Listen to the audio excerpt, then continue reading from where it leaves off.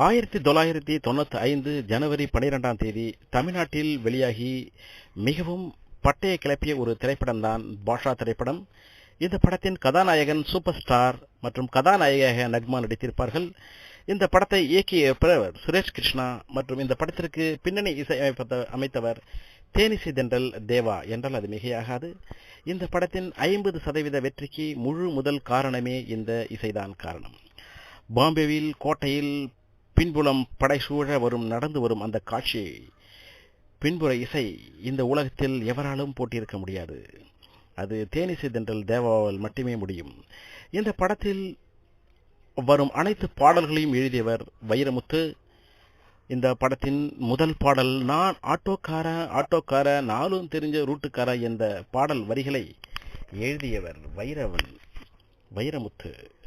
பேரழகி நக்மாவுடன் style தான், super style தான். இந்த பாடல் ஜேம்ஸ் பாண்ட் படத்தில் வரும் அந்த பின்னணியில் எடுக்கப்பட்ட ஒரு பாடல் தான் இந்த ஸ்டைல் தான் என்ற பாடல். தமிழ்நாட்டில் மூளை முடுக்கெல்லாம் பரவி பட்டையை கிளப்பிய இந்த படம் மற்றும் பாடல்கள் எவராலும் மறக்க முடியாது. சூப்பர் ஸ்டார் ரஜினிகாந்த் வாழ்வில் மிக பெரிய உச்சத்தை அடைந்த ஒரு திரைப்படம் என்றால் அது பாஷா தான். அவருக்கு மிகப்பெரிய மாஸ் ஹீரோ என்ற பெயரை வாங்கி தந்த இந்த திரைப்படம் வந்த ஆண்டு 1995. கே.ஜே. யேசுதாஸ் அவர்களின் குரலில் தங்க மகனின்று சிங்க நடைபோற்று அருகில் வந்தான் என்ற பாடல் செம ஹிட் அடித்தது தமிழ்நாட்டில்.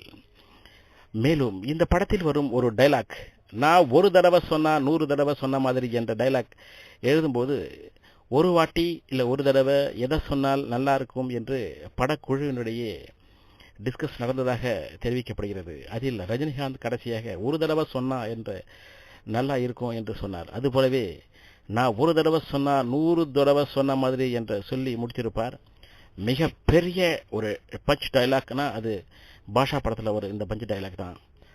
மும்பை மற்றும் சென்னையை மையமாக வைத்த இந்த திரைப்படம் தமிழக வரலாற்றில் ஒரு திருப்புமுனை ஏற்படுத்திய படம் என்று கூறலாம்.